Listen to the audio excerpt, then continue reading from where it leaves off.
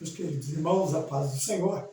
Falando EBD de volta, nesta feita, lição de número 12 das lições Betel Dominical. Lição de número 12, a relevância da liderança para a condução e ensino da igreja. Esta lição vai ser ministrada no dia 22 de setembro de 2024, nos permitindo Deus. Estamos chegando aí ao final de mais um trimestre, né? E convocando, aproveitando a palavra convocação, vocação, chamamento, também para ser aluno da Escola Bíblica Dominical. Você ainda que não faz parte da Escola Bíblica Dominical, você que deixou de frequentar a Escola Bíblica Dominical, volte, porque Deus tem bênçãos grandiosas para nós. Como eu disse, lição de número 12, o tema é a relevância da liderança para a condução e ensino da igreja.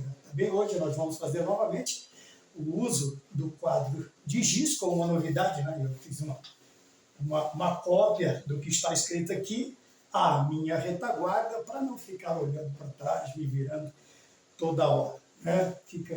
Acho que esteticamente fica melhor, tá bom?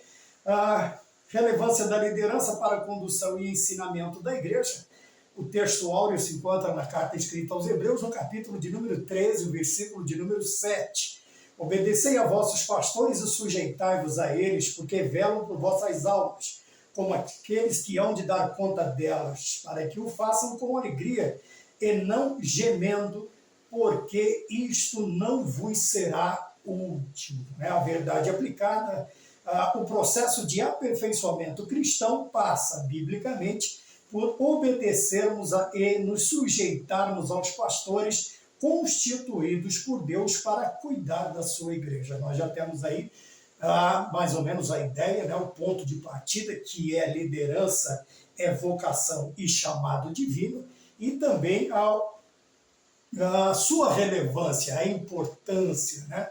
Por que o Senhor constituiu pastores? Por que nós temos líderes? Se nós olharmos, tem toda a natureza, nós vamos ver que há liderança, há sempre um cabeça, há sempre aquele condutor, aquele que norteia, aquele também que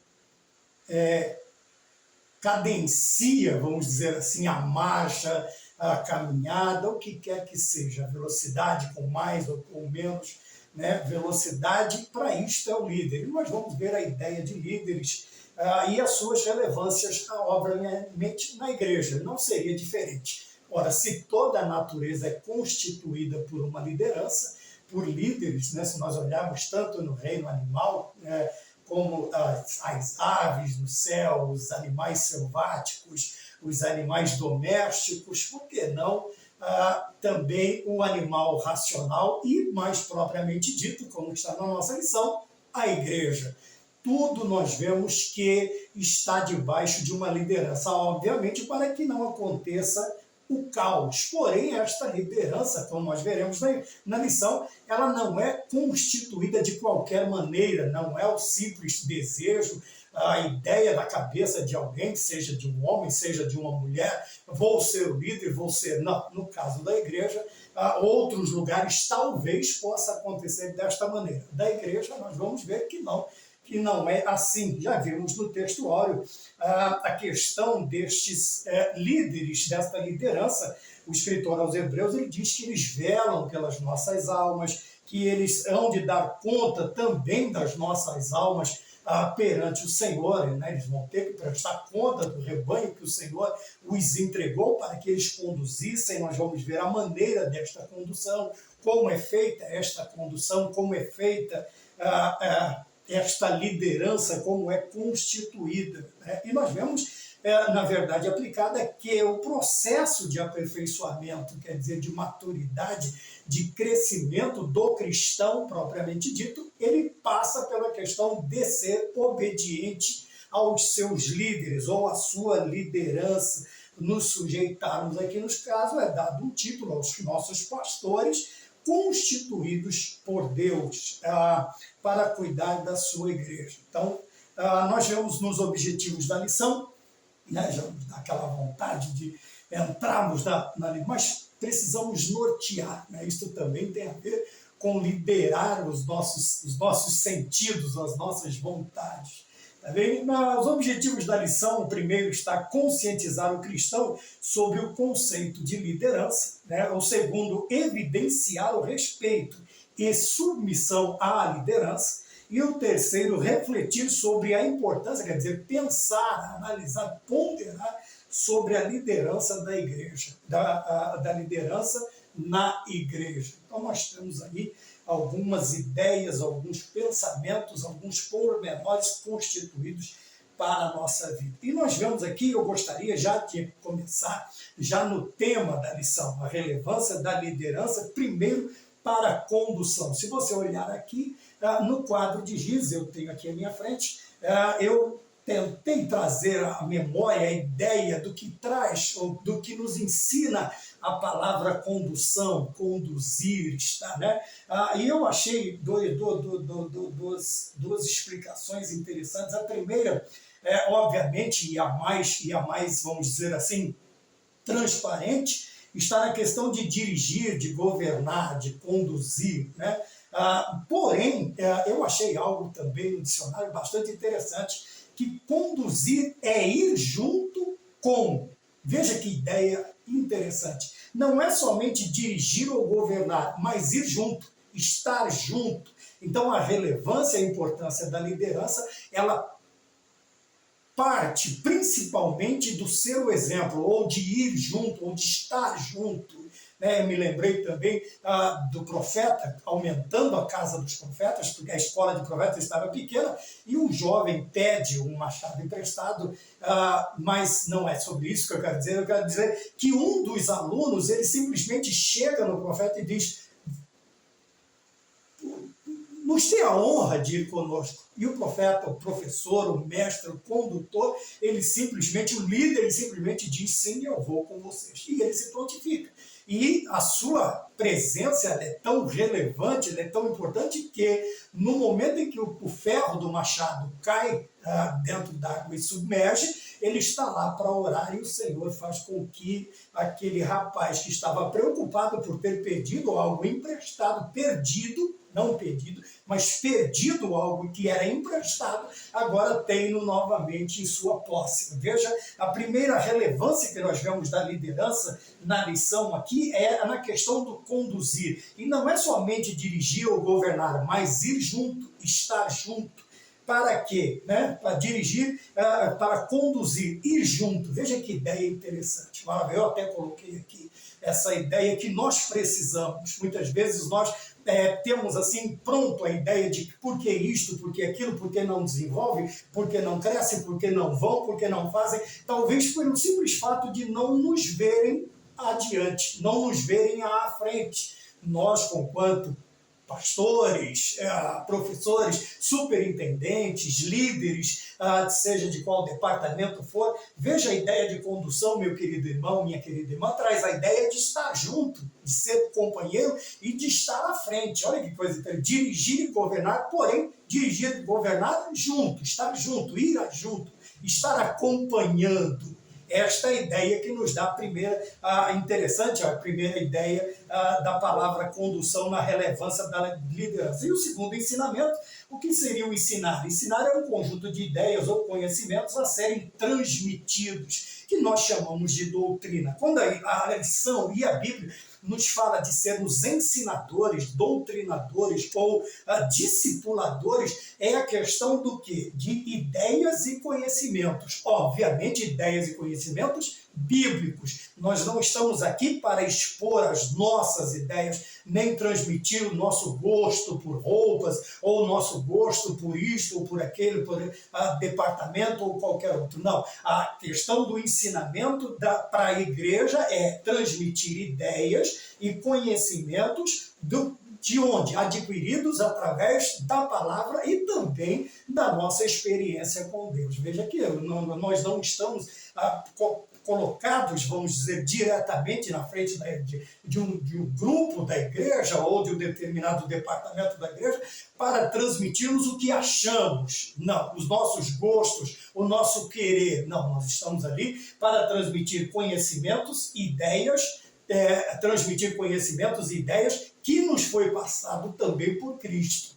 Porque esta é a ideia do conduzir, do dirigir, do governar. Então a relevância da liderança, ela passa a ser, essa importância passa, a presença passa a ter importância ou relevância a partir do momento em que nós transmitimos, que nós ensinamos ideias e conhecimentos extraídos tanto da palavra de Deus quanto do que o Senhor nos ensinou na nossa experiência cristã. Vou repetir, não estamos aqui para transmitir o que achamos, o que pensamos, aquilo que nós, eu acho. Não, não é. Aqueles que são formados na faculdade de axiologia não são bem aceitos neste departamento. Qual departamento?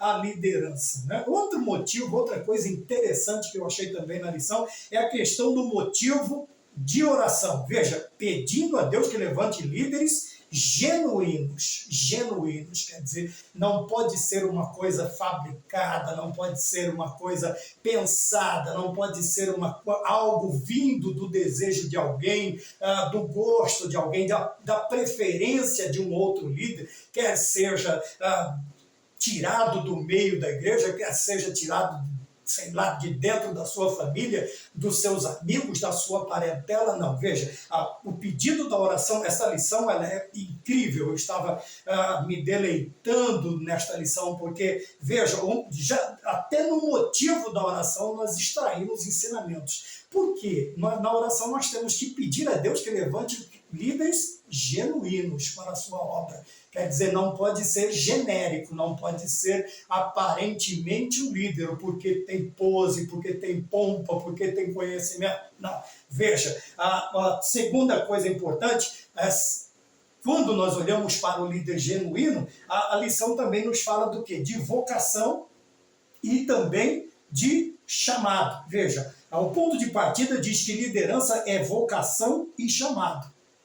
Então quer dizer que, mesmo que o sujeito, a pessoa, o irmão, a irmã, ele tenha características inerentes de um líder, mas se ele não foi chamado, se ele não foi convocado, vocacionado por Deus, disto nada adianta. Veja, a palavra vocação quer dizer chamamento para exercer. Está aqui atrás de mim. Chamamento para exercer função. Mas olha que interessante, o chamado ou chamamento também quer dizer convocado. Eu acho bonita esta ideia que Paulo traz da questão, por ser um militar, ele traz a questão desta convocação. Né? Nós homens, cujo serviço militar é obrigatório numa determinada idade, quer dizer, quando estamos próximos de completar 18 anos, somos convocados, somos intimados a comparecer a uma junta militar. É esta ideia que Paulo, por ser um centurião, ele traz para mim, para você, a ideia de uma convocação. Quer dizer, a partir do momento em que somos convocados, não há como rejeitar, a não ser que você seja um desertor, a não ser que você será tido como um covarde, como um desertor, como aquele que abandona o quê? Uma função obrigatória. Uma função obrigatória. Veja que interessante, o ponto de partida diz que liderança não é somente ter as características de um líder, de ter algo que faz parte da personalidade de um líder, mas não ser vocacionado, não ser chamado. Quer dizer, não ter esta convocação para exercer a função de líder, seja ele qual for, qual o título que ele receber. A convocação, porém, a função, ela é chamada do quê? De uma função obrigatória. Paulo diz, e a mim me é imposta essa obrigação, e ai de mim se eu não cumprir com aquilo com o qual fui chamado, parafraseando. Ele diz, se eu prego, não tenho do que me vangloriar, porque a mim me é imposta esta obrigação, e ai de mim se eu não pregar o evangelho. Veja, a ideia de convocação na mente de Paulo é tão forte que ele chega a sentir o peso. Ao exclamar, e ai de mim, ele está dizendo assim, que responsabilidade que eu tenho, que responsabilidade, e ai de mim se eu não cumprir com esta obrigação. Então vejam bem, não é aquela questão de que você é forçado a fazer isto, porque o chamado, convocado, ele simplesmente faz o quê? Quando ele tem certeza, quando ele tem realmente esta convocação, esse chamado, esta vocação, ele simplesmente se apresenta. Nós, né, principalmente quando estamos próximos desta data, nós praticamente não vemos a hora de chegar o momento de nos apresentarmos né, de nos alistarmos e talvez, né, quando as cidades elas comportam esse tipo, fazer parte. Aqui no interior é um tiro de guerra, né? Em outras cidades a pessoa, o jovem, ele é convocado para o exército ou para qualquer uma das 3 áreas das Forças Armadas, Exército, Marinha e Aeronáutica, ele vai escolher, mas a obrigatoriedade. Mas quando nós gostamos, ou quando existe este chamado, e o líder ele não é feito, o líder nasce líder, ele é aperfeiçoado, ele já tem estas características e ele simplesmente ele vai se apresentando. Alguns nem esperam ser convocados, não é que ele está passando o carro ou forçando a porta. Não, ele é um líder, Deus o chamou. A questão da igreja, Deus o chamou para isso. E você vai ver, né, os nossos líderes vão notar na vida deste jovem, desta jovem, o chamado, as características de um líder. Porém, eles vão buscar a comprovação do quê? Do chamado de Deus. Porque alguns até se apresentam também. Veja, nós temos que ter este discernimento. Se apresentam, têm características, mas não são chamados para determinadas coisas. Nós vamos falar de 2 chamados, um chamado geral, né, que nós colocamos aqui como o chamamento evangelístico da grande comissão, tendo sua fonte na grande comissão, e nós vamos falar de um chamado específico. Né? Quando eu digo a questão do acompanhamento, por isso que conduzir a igreja ou ensinar a igreja é estar junto, é ir junto. Nós falávamos, né, ouvimos muito dizer assim, comer 1 quilo de sal junto, né, para ver se aquilo que aconteceu, o batismo no Espírito Santo, a confirmação do batismo, porque para nós pentecostais precisamos de algumas confirmações tanto para confirmar o batismo, quanto para confirmar também a ordenação, a separação, a consagração, conforme é usado os termos aí. Porém, vejam bem, eu disse não estáis no motivo de oração, que nós precisamos pedir a Deus que levante líderes genuínos, principalmente no tempo em que nós vivemos. Quantos falsos pastores, quantos falsos mestres, quantos falsos cristos, quantos falsos profetas nós vemos nos dias de hoje, escandalizando e vituperando o bom nome de Cristo. Por isso essa oração, ela se faz premente, ela se faz urgente, porque nós carecemos de uma liderança genuína, de líderes, de pastores genuínos e não genéricos.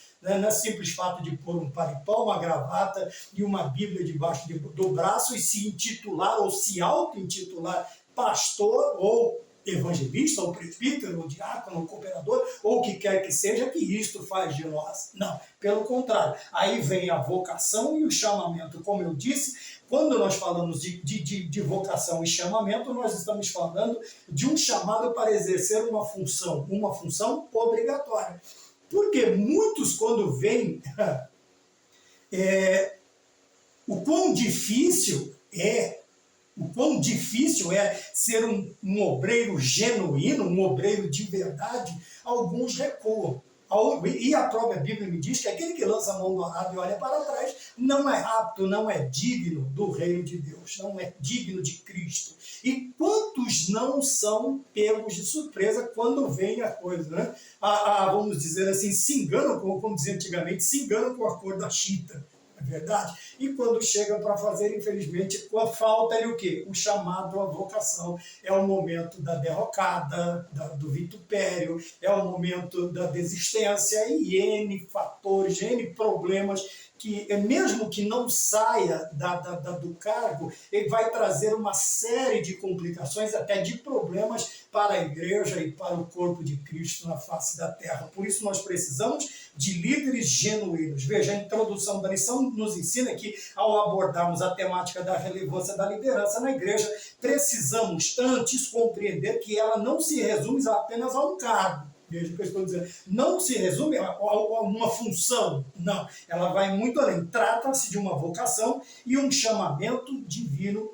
Está na segunda carta que Paulo escreveu a Timóteo, no capítulo 1, versículo de número 9. Chamamento, a convocação da parte daquele. Veja que eu estou usando o termo militar, que Paulo usa amplamente esse tema, né? esta visão, esta ideia, essa figura, e eu comecei também dizendo que nós, principalmente no Brasil, o serviço militar é uma obrigatoriedade para os do sexo masculino. Então, é algo que você não pode simplesmente dizer não quero, não vou. E o chamado, geralmente, o que nós vemos, o chamado é aquele que mais tenta se eximir, né? Uma hora Moisés falando que não pode porque não tinha uma determinada, porque tinha uma determinada característica, o outro tenta se eximir falando que tem um outro problema, assim, assado. Então, outra coisa que nós notamos é que geralmente o chamado, o convocado por Deus,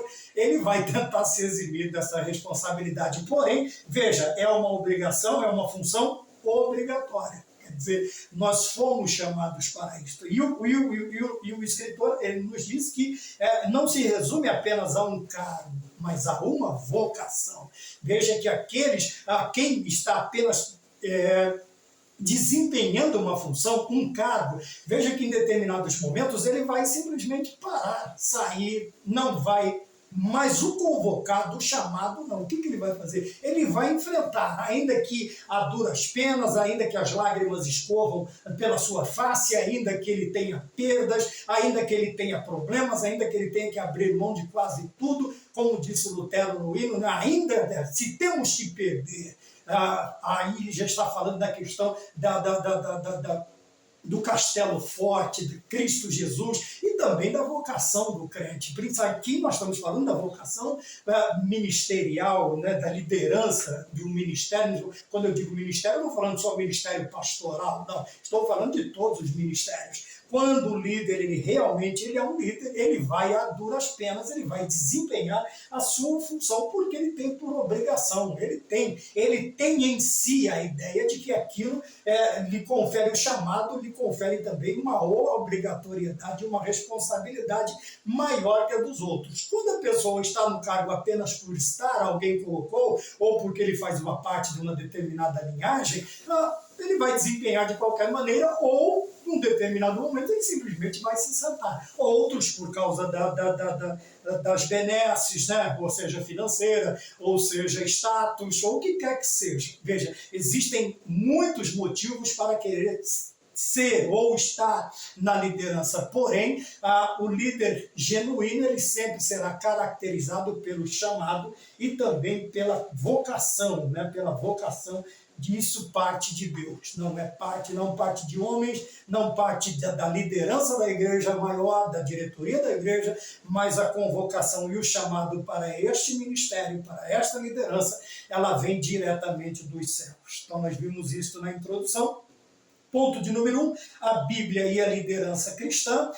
Eu coloquei aqui na introdução, ele diz, a fonte de toda a liderança cristã é o próprio Deus. Então está aqui, né, sua fonte é Deus. Vejam, como eu acabei de explicar, por mais que os líderes, que os ministros, os pastores gostem, por mais que tenham preferência ou predileção por este ou por aquele, a fonte do chamado nunca é humana, não pode ser humana, ela tem que ser divina. E o escritor usa aqui Romanos 13:1, novamente nos lembrando a questão dos líderes, tanto da igreja quanto de fora da igreja, dos líderes que comandam a nossa nação, nós precisamos tê-los, como ele diz aqui. E o interessante também é que quando nós vemos, ainda que não nos agrademos, nós temos que entender que existe a vontade permissiva e a vontade diretiva de Deus. Qual é a vontade diretiva? É quando Deus conduz o fato, a história, para que aquilo aconteça. E permissiva é que mesmo ele permite que aquilo aconteça. Por isso que existe tanta coisa. Se Deus nos ama, por que acontece isso? Porque se Deus é amor, por que acontece aquilo? Nós vamos ver a vontade permissiva de Deus. Existem coisas que mesmo doendo, não é que está fora do controle de Deus, mas doendo o coração de Deus, ele vai permitir que aquilo aconteça. Assim como ele permitiu com Cristo Jesus. Ali nós temos a vontade diretiva, o Cordeiro de Deus foi separado antes da fundação do mundo, e a vontade permissiva é ver todos aqueles fatos ruins acontecendo com o seu filho, e ele simplesmente deixando que o seu plano ele continue até o bom termo do brado estar consumado. Nós já falamos isso em algumas lições. Por esta razão, a igreja deve reconhecer e honrar aqueles que presidem e lideram. Por quê? Por causa da vontade de Deus. Bem? E muitas vezes nós queremos agir pela nossa própria vontade, com as nossas próprias mãos. E nós vamos ver na vida de grandes homens que aguardaram o seu tempo de liderança, esperando o exemplo principal para nós é sempre Davi. Nós vamos ver Davi aguardando, Davi conversando com Saul, Davi sendo ameaçado, Davi mesmo já ungido, mas perseguindo. E quantas vezes ele teve a oportunidade de agir segundo a sua vontade, mas ele simplesmente fala para Saul: veja, você é um ungido de Deus, você é um ungido de Deus. Quer dizer, o que ele está dizendo para Saul?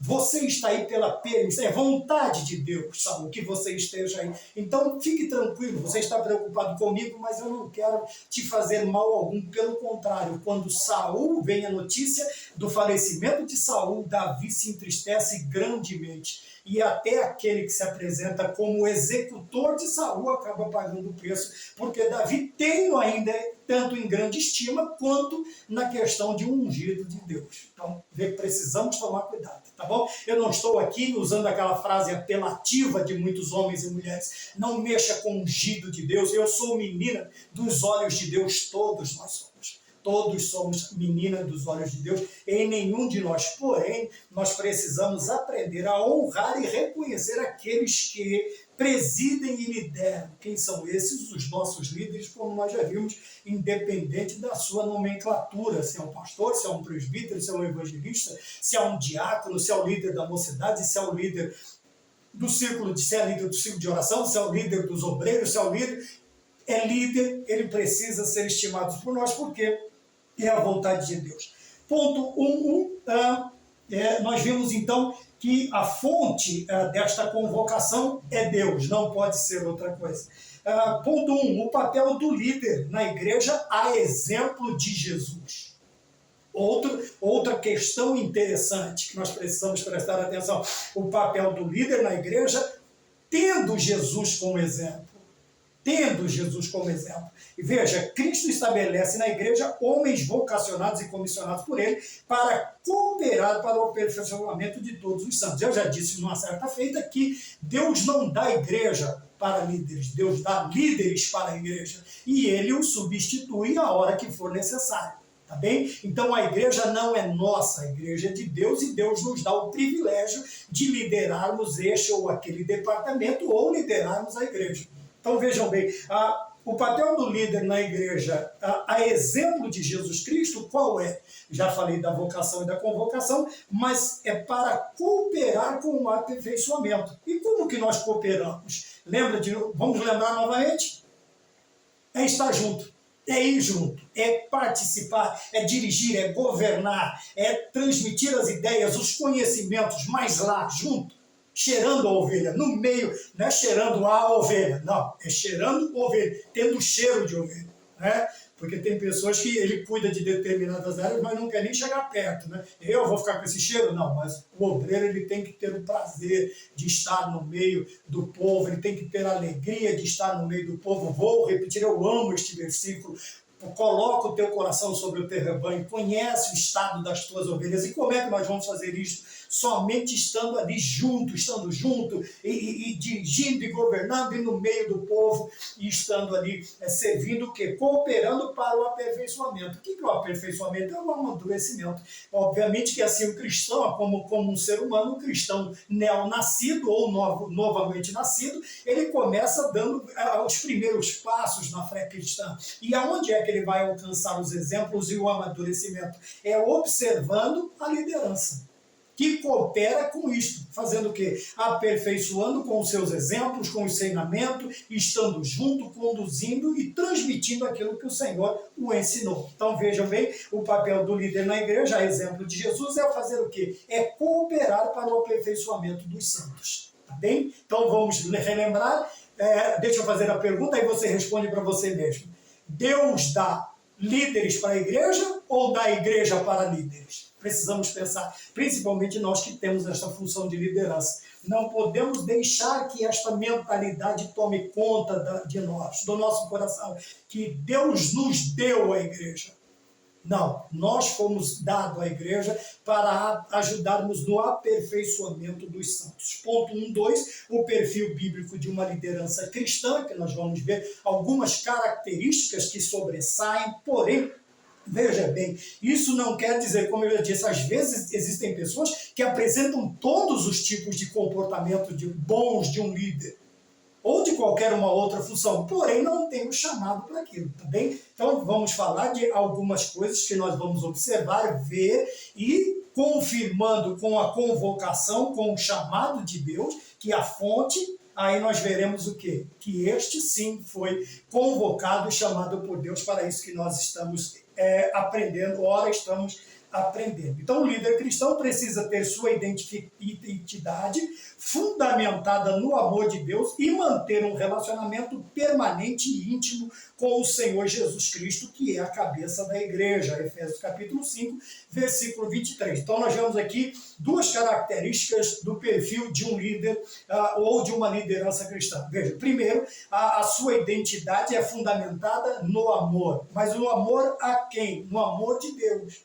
Porque outrora nós vamos ver o apóstolo Pedro dizendo que alguns amaram tanto dinheiro que foram enganados por isso, outros soberbos. Paulo diz que alguns pregam por inveja, por porfia, mas o que importa é ser pregado. Veja, a questão aqui é outra. Mas nós vemos a primeira característica, que é a identidade de um líder cristão, a sua identidade, as suas características estão fundamentadas no amor de Deus.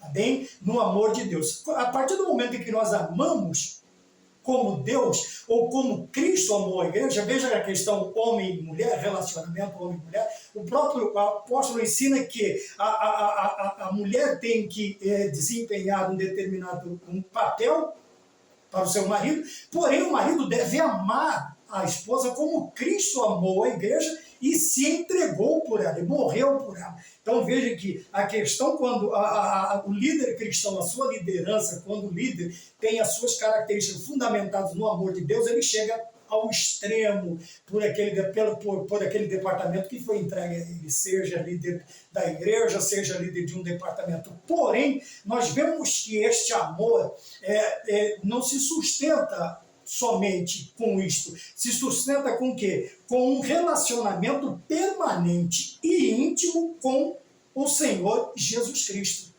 que do corpo é a cabeça. Ele é a cabeça da igreja. É obviamente que o líder cristão, estando ligado intimamente e permanentemente com Cristo, este amor ele será representado de uma maneira muito mais completa. Por quê? Porque nós temos intimidade, o nosso relacionamento é bem chegado com Cristo. Ora, a nossa liderança será transmitida, ela será exercida. Quando eu prestei um concurso para o cargo de liderança, qual eu exerço na empresa onde eu trabalho, e ontem, graças a Deus, completei 19 anos de empresa, uma das perguntas foi: que tipo de liderança você vai exercer se for aprovado no cargo para encarregado deste departamento? E graças a Deus, a escola dominical, eu comecei a me lembrar das aulas da escola dominical, dos cursos, de tudo que nós vimos nesta caminhada não muito longa, mas também não muito curta com Cristo. E eu fui primeiro me perguntaram qual eram os tipos de liderança que eu conhecia.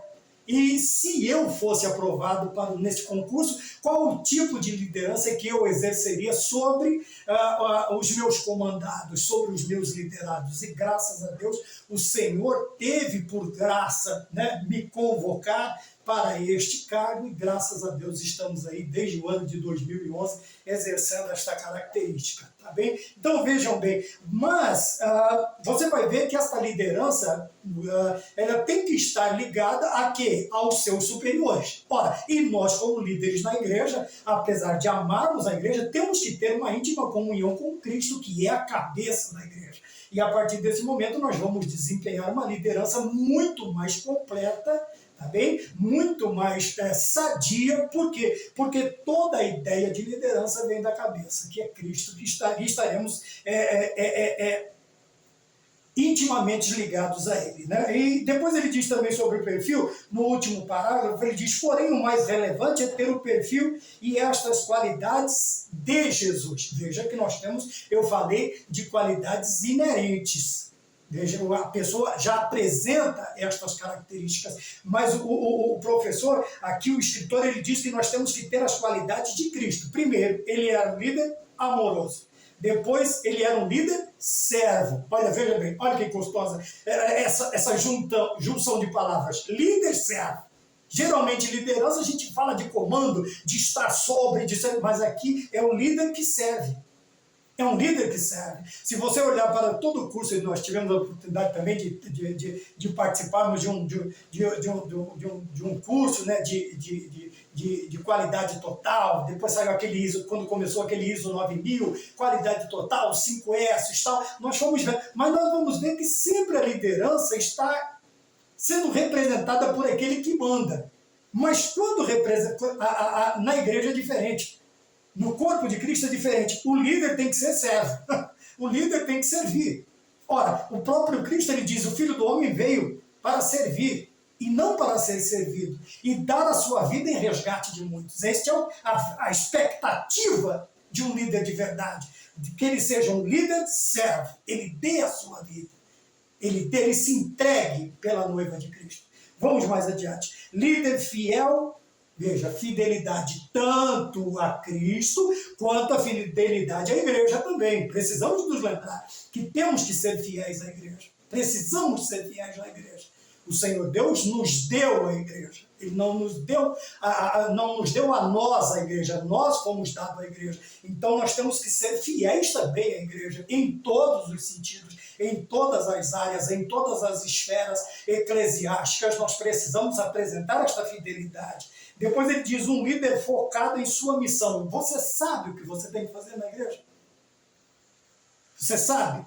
Veja, eu vou explicar. Eu tenho o meu chamado. Eu tenho a minha credencial. Mas dentro da credencial, eu sei para o que foi chamado. Veja, eu sou mais propenso ao evangelismo, à rua, às feiras, às praças, a isso, do que está. Não que eu não faça. Não que eu também não ame estar dentro de quatro paredes, junto com ele. Não é isso. Mas eu me sinto melhor em cima de uma carroceria de um caminhão, ou em cima de uma caixa de maçã, de goiaba, o que quer que seja. Antigamente elas eram feitas de madeira, tá bom? Hoje é de papelão.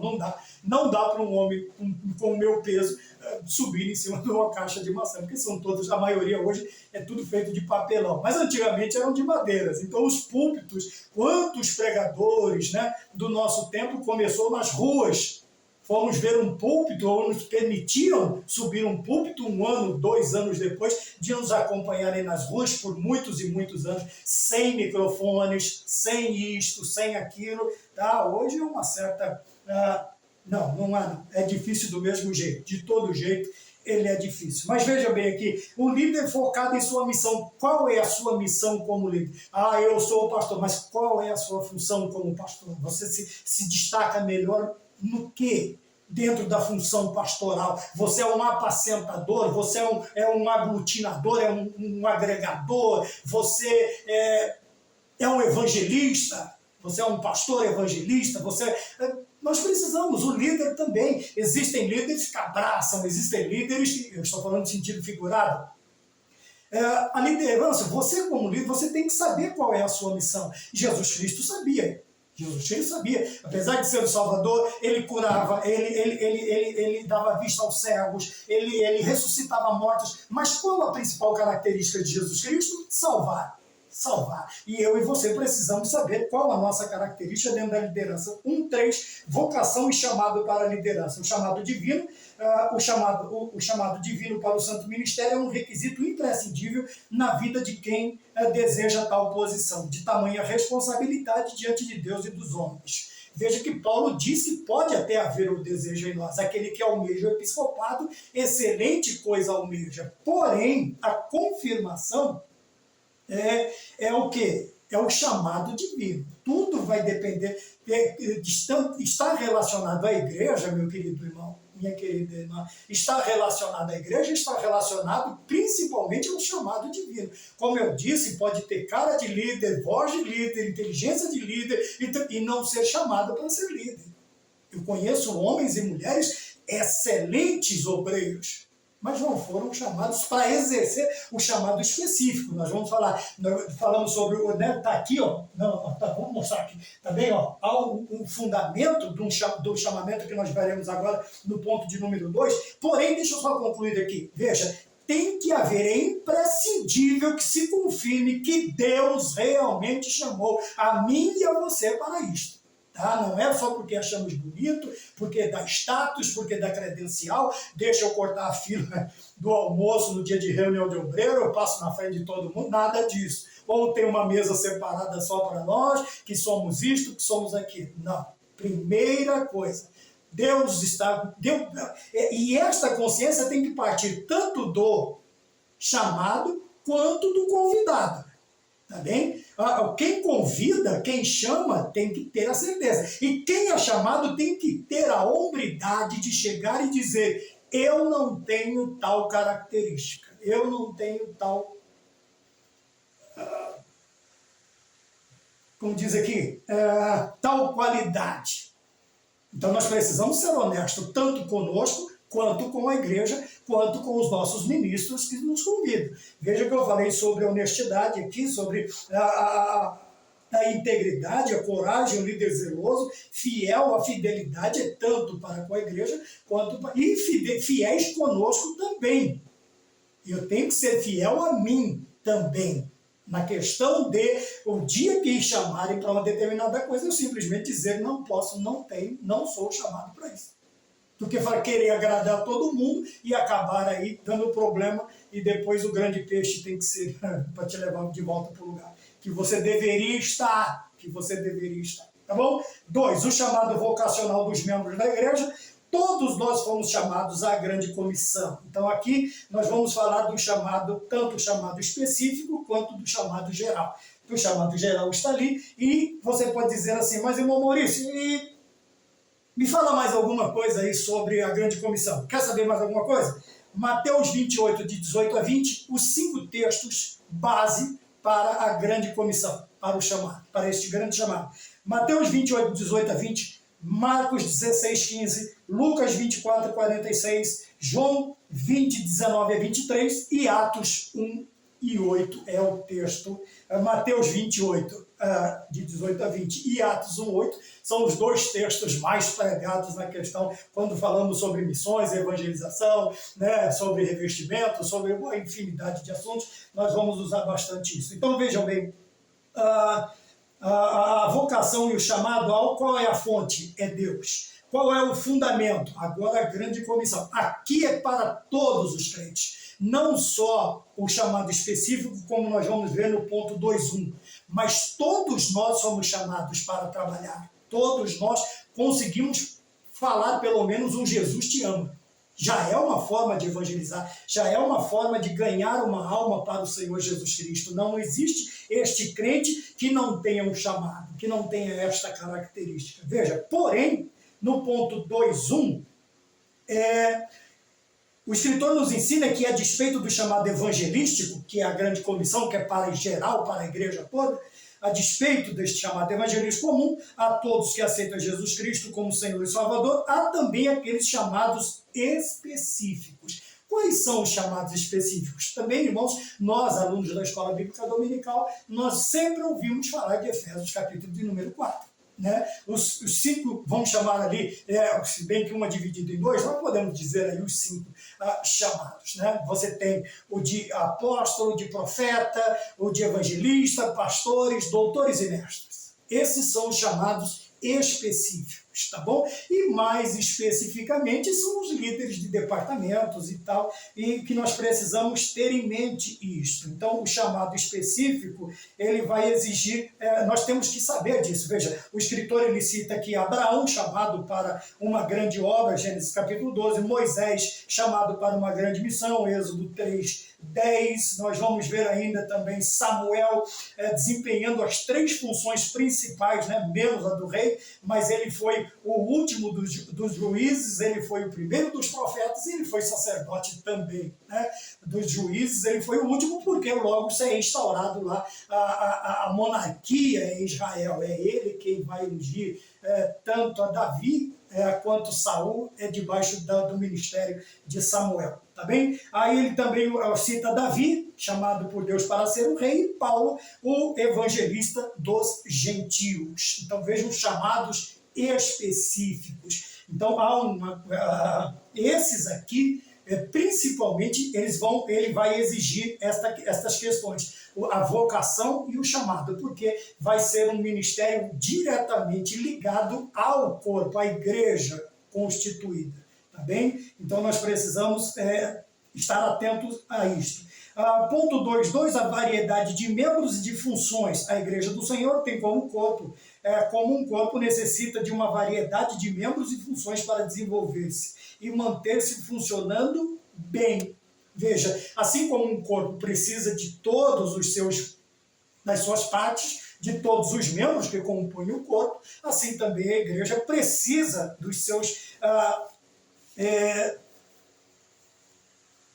vamos chamar de funcionários, de seus membros funcionando bem para o desenvolvimento. Quais são? Pastores, evangelistas, missionários, presbíteros, diáconos, auxiliares, professores, porteiros, visitadores, líderes de departamentos, homens e mulheres, crianças, adolescentes, jovens e muitos outros. Veja que existe os 5, existe o chamado geral, existe os 5 principais específicos, vamos dizer assim, os 5 específicos, e essa especificação ela aumenta na questão de quando nós vamos até aos visitadores, aos professores, isso abrange a liderança. Você é um líder, você cuida de um departamento, você é um líder. Todos são obreiros e colaboradores da obra de Deus. Cada crente tem o seu trabalho que é determinado pelo Senhor e é um privilégio receber dele uma tarefa específica. Então veja que coisa interessante. Além de sermos chamados por Deus, nós temos que entender que isso é um privilégio, não é um peso. Tá? Não é um castigo. Existem pessoas que olham para os seus ministérios como um castigo. Não é isso que a Bíblia está dizendo. Veja que é um privilégio. Um privilégio. Existem ministérios que os próprios anjos gostariam de exercê-los, mas o Senhor não deixou. Ele determinou a nós, seres humanos, feito um pouco mais abaixo do que os anjos, vamos dizer assim. Um pouco menores em poder do que os anjos. Mas há trabalhos específicos que o Senhor determinou a nós. E nem aos anjos ele permitiu. Então, senhor superintendente, senhor professor, tá? Veja que eu estou usando um termo genérico para professores e superintendentes, seja homem, seja mulher. Você tem o privilégio de ter sido escolhido. E olha o privilégio maior ainda, de formar discípulos. Principalmente os professores. Veja que os professores, desde a mais tenra idade, da faixa etária, menor faixa etária das nossas escolas bíblicas, ou das nossas escolas dominicais, você tem o privilégio de formar cidadãos de bem.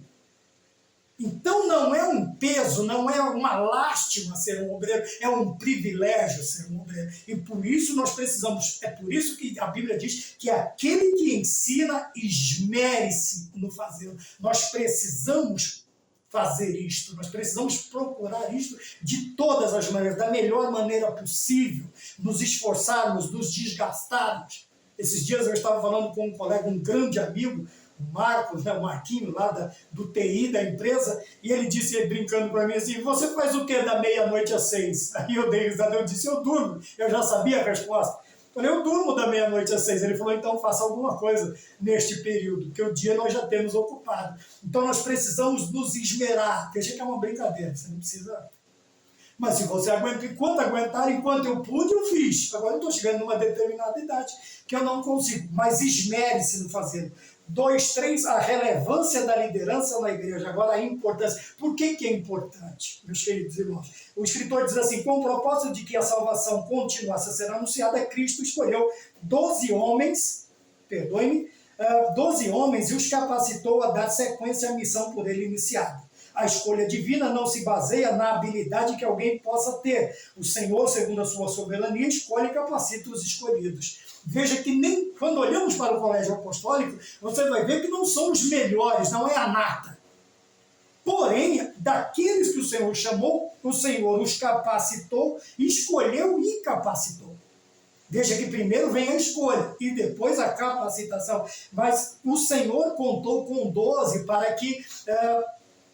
esses 12, depois nós vamos ver que eles são enviados em número de 70, mas começa com 12, para que esses 12 continuassem transmitindo a mensagem do Senhor. A mensagem salvífica de Cristo, as boas novas de salvação. O amor de Deus aos homens. Mas essa escolha divina, ela não se baseia no que? Em habilidades. Eu disse, inerentes, em qualidades inerentes. A pessoa, às vezes, pode ter todos os requisitos, mas não tem a vocação. O Senhor simplesmente não escolheu para isto. Não escolheu para isto. Como eu já disse, conheço grandes homens e mulheres que trabalham na obra do Senhor, mas não têm um cargo específico, não têm uma credencial específica, mas não deixa de trabalhar.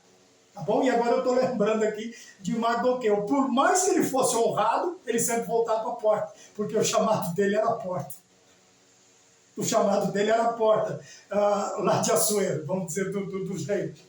Mas, muitas vezes nós nos prejudicamos nesta questão. Não é porque temos todas as características. Reunimos algumas características, ou a maioria dessas qualidades exigidas que nós somos. Primeiro, precisamos ver, tem o chamado, a convocação de Deus ou não para exercer essa função obrigatória? Tá? E isto, eu e você, temos que ser honestos conosco mesmos. Eu tenho que ser honesto com a minha consciência, eu tenho que estar consciente daquilo que eu estou fazendo, se eu posso ou não, se eu consigo ou não. Eu sei para o que foi chamado. Então eu não vou, vamos dizer assim, passar o carro na frente dos bois. Me chamou, eu não tenho chamado, não tenho a característica, eu agradeço, declino o convite educadamente e vou fazer o que eu tenho que fazer.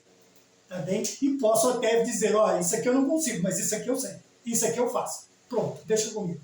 Tá bom? E deixa comigo o que Cristo vai fazer, através de mim. Então vamos mais adiante. Veja que a escolha divina não se baseia em habilidade que alguém possa ter. Tá? Então, por isso eu sempre chamo a atenção que pastores e líderes, eles têm que olhar com um cuidado mais excelente, mais apurado, um olhar mais acurado, principalmente na questão de líderes. E vou mais a fundo ainda, principalmente na liderança infantil, porque a formação é a base da igreja e são altamente atacados do lado de fora das nossas casas, das nossas igrejas, por seres humanos sem escrúpulos, que não têm nenhum tipo de receio de transmitir os mais baixos ensinos que fogem à moral e ao bom caráter de um ser humano. Por isso os nossos professores, principalmente os nossos professores das faixas etárias mais baixas, precisam ser homens e mulheres com uma especificação de chamado, com uma especificação de apego, veja, ligado intimamente com Cristo, com a Bíblia, com as doutrinas sagradas. Nós precisamos tomar cuidado com isso. Tá bom? O terceiro e último tópico, deveres dos líderes e reconhecimento da igreja. Veja que ele diz deveres de líderes, não é só privilégios e direitos que os líderes têm. Assim como a igreja também, ela é constituída de direitos, sim, mas também de deveres. tá bom? Principalmente os deveres, que nós chamamos de responsabilidade. São os deveres que nos chamam a atenção, que nos chamam a responsabilidade, tá bom? Então nós vamos aqui primeiro o reconhecimento. Ele diz aqui, encerrando esta lição, é salutar enfatizar alguns deveres por parte dos líderes cristãos e a recomendação bíblica quanto a algumas posturas dos membros. Então veja que aqui fala tanto com a liderança quanto a membresia, quanto os membros da igreja, tá bom? Primeiro, reconhecimento ao trabalho. Não é por causa do temperamento, da oratória, do sorriso, da aparência física, da formação acadêmica, da influência social ou eclesiástica, ou dons naturais inerentes, tá bom? Ou dons naturais. A base é a tarefa espiritual que receberam daquele que é a cabeça da igreja para desempenhar em favor da igreja de Deus. Então, reconhecimento do trabalho, o escritor diz aqui que Paulo orienta os discípulos em Cristo em Tessalônica sobre a necessidade de reconhecer, quer dizer, de cuidar e de se interessar por quem? Os líderes, aqueles que estão constituídos sobre nós. E ele colocou algumas características humanas que eu já expus, que não é por causa disto que nós vamos ter este interesse ou este cuidado, mas principalmente a base é a tarefa espiritual que receberam daquele que é a cabeça. Quer dizer, toda esta honraria, todo este reconhecimento, todo este cuidado se dará quando? Quando, obviamente, os liderados notarem que o seu líder está empenhado totalmente, quase que 100%, naquilo que Deus deu para que ele fizesse, para que a função que ele desempenhe dentro da igreja. Porque é outra coisa difícil. Veja, numa empresa, se eu contrato um funcionário, como eu já disse, num cargo de liderança, se aquele que é posto para trabalhar comigo não desempenha as funções, você vai encontrá-lo na rede, você vai encontrá-lo no celular, você vai encontrar menos fazendo o que ele tem que fazer, ele vai ser honrado de maneira, ele vai ter um aumento de salário de maneira alguma. Obviamente ele sofrerá sanções pesadas por parte da igreja, ou por parte da empresa. E assim também é, quando nós, tanto obreiro quanto membro, quando nós não desempenhamos as nossas funções, o céu não vai bater palmas para nós, de maneira alguma. Tanto é que uma frase é dita, servo mau e negligente. Servo mau e negligente. Por quê? Lhe fora dado o mínimo de trabalho e ele simplesmente não desempenhou por medo. Não interessa qual a desculpa que eu e você daremos. Não interessa. É nosso dever fazer. Porque o Senhor, os céus não vão bater palmas para nós se nós não desempenharmos as nossas funções obrigatórias. Se nós não desempenharmos aquilo que fomos chamados. E dissemos sim quando nos chamaram. Não foi só Deus quem nos convocou, e os líderes também, na direção de Deus, nos fizeram um convite. E eu me lembro até hoje, quando o meu pastor me chamou na secretaria para dizer que eu seria levado ao cargo do diaconato, e ele olhou para mim e disse, não me decepcione. E eu tenho procurado até hoje, né? Principalmente nas doutrinas bíblicas, me manter sempre lembrando desta observação que o pastor Geraldo fez a mim, não me decepcione. Isso no ano de 1995, eu me lembro disso, até hoje é uma palavra que martela constantemente no meu cérebro, nos meus pensamentos. Então vejam bem, nós vamos receber, tanto um quanto o outro, nós vamos receber conforme o desempenho que nós aplicarmos ao chamado que Deus nos deu. Tá bom? Então esse é o ponto 3.1. Ponto 3.2, obedecer aos líderes. Veja, não adianta nada, nós sermos tidos como os seres mais espirituais da igreja se não há em nós esta característica da obediência. Tá bem? Tanto a Deus quanto aos nossos líderes e quanto à igreja. Porque quanto maior o cargo eclesiástico, menor os degraus desta escada, nós, ao invés de subirmos, nós estamos descendo. Veja, o cooperador ele serve a igreja, o diácono ele serve a igreja, e o cooperador, o presbítero, ele tem que servir os 3, o evangelista vai servir os 4 e o pastor vai servir todo mundo. Então nós não subimos, nós descemos na escada da humildade, nós descemos. Apesar de recebermos as honrarias por parte da igreja, dos homens, por causa do nosso chamado, relacionalmente, homem-Deus, nós estamos descendo. Porque veja que o próprio Cristo, ele deixa o seu trono para ser um de nós. Ele sobe ou desce. É onde nós precisamos prestar atenção. E se nós não tivermos em nós a questão da obediência, não adianta, irmãos. Se tem uma coisa também que breca a oração de crente, seja obreiro, seja líder, seja membro, é a desobediência. E ela é tida como pior do que determinados pecados, a desobediência. A desobediência. E nós precisamos tomar cuidado com isso. Muitas vezes, na questão de acharmos que somos muito espirituais, nós estamos sendo, na realidade, desobedientes. Desde que, lembrando lá da oração, líderes genuínos, as ordens sejam genuinamente bíblicas, genuinamente doutrinárias. Ora, irmãos, nada mais justo do que fazermos e reconhecermos. Mas, irmão Maurício, é pesado. Ninguém disse que a cruz seria leve. Ninguém disse isso. Nem o próprio Cristo disse isso. Tá bom? Nós temos aí a ideia da própria cruz do Mestre. Pesadíssima. E sobre ela não estava só o peso do madeiro. Sobre ela estavam os meus e os seus pecados. Então, ninguém disse para nós que o ministério seria fácil. Ninguém disse a nós que a vida cristã seria fácil. Existem aí os pregadores de rosa, é lógico, as doutrinas de falsa prosperidade, as doutrinas disso, do imponha, do decrete, do isso e do aquilo, mas na Bíblia não diz assim. A Bíblia diz que nós teremos aflições. E o profecista diz, aquele que trabalha com pedra será ferido por elas. Então vejam, a ideia nunca foi de facilidade. A ideia foi de que, na dificuldade, o fardo do Senhor seria mais leve. A ajuda, o auxílio do Senhor tornaria o nosso trabalho mais leve, mais fácil. Mas nunca disse que seria fácil. Tá bom? E a hora que a gente aprumar, ele vai dizer, bate aí o pezinho no chão, firmou, o joelho está bem, tá, então agora toca, vai para frente, e se precisar, lá na frente eu te ajudo de novo. E o Senhor está constantemente ao nosso lado, não carregando a nossa cruz, mas nos ajudando, nos auxiliando a carregarmos a nossa cruz. Tá bom? Eu não sei qual é a tua cruz, mas eu tenho certeza de uma coisa, que aquele que deu a cruz a mim e a ti, é o mesmo que está também, assim como o Cirineu, Simão Cirineu, ajudou no trajeto, na Via Crucis, também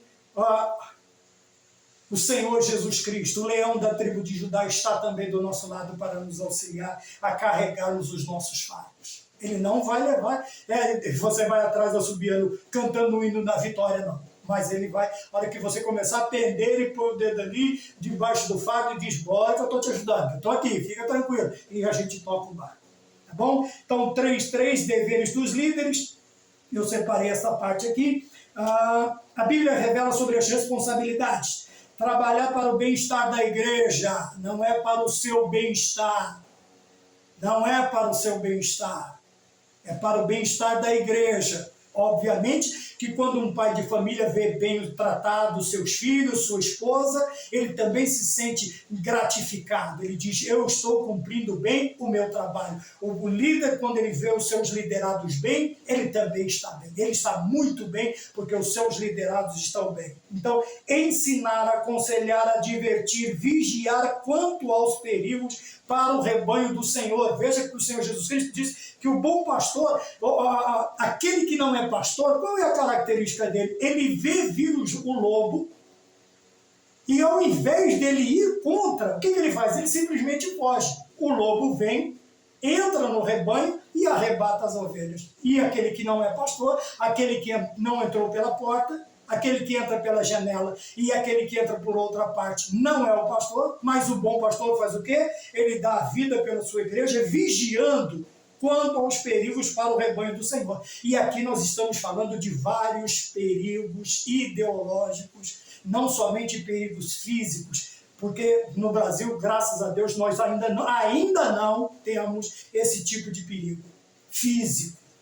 Mas o sapatinho de cristal, a pisadinha de gato, essas ideologias que vêm paulatinamente, gradativamente invadindo os nossos núcleos escolares e até mesmo os nossos seminários. Quantos secularistas, quantos liberais estão sendo formados nas nossas, estão saindo aí cátedras, né? e assumindo igrejas e departamentos. Nós precisamos tomar cuidado quanto a isto, também ser exemplo para o rebanho, dentre tantos outros. Procure cumprir bem a tarefa que você recebeu no serviço do Senhor. Então, nós falamos aqui da lição de número 12, a relevância da liderança para a condução e ensinamento da igreja, e nós vemos que nós precisamos. E eu gostaria de reprisar o que eu disse no início. Conduzir não é só dirigir, é ir junto. Esteja junto, esteja do lado, ombro a ombro, lado a lado. Eu me lembro quando eu fiz o curso de brigadista socorrista numa multinacional, que eu trabalhei numa empresa, numa montadora, e era chamada de linha de mangueira, quando havia um incêndio, alguma coisa. Havia o primeiro lá na ponta, no esguicho, mas atrás dele 4, 5 apoiando a posição correta para que a libragem liberada do fluxo de água para o esguicho não prejudicasse o ponta, aquele que estava lá no esguicho, na ponta da mangueira. Então, é ir junto. Superintendente, professor, pastor, é ir junto, é estar no meio. É comandar, é conduzir, sim, mas na maioria das vezes, por favor, esteja junto, vá junto, ser o exemplo, tá bem? Porque somente assim nós vamos conseguir ensinar, né? Quer dizer, transmitir um conjunto de ideias, transmitir ideias e conhecimentos. E qual a melhor forma de ensinar? É dando exemplo. E como que nós damos o exemplo? Estando juntos, é indo juntos, é estando junto, é estando no meio, está cooperando junto com a igreja no meio do rebanho. Então está aí a relevância da liderança para a condução e ensinamento da igreja. Amém? Que Deus nos abençoe, que possa ter sido de bom proveito a aula de hoje, e se o Senhor nos permitir, a próxima vez que nos vermos será a lição de número 13, a última lição deste trimestre, e onde fecharemos o assunto, a relevância da igreja, sua missão, sua essência e sua missão. Que Deus nos abençoe em Cristo Jesus. Amém.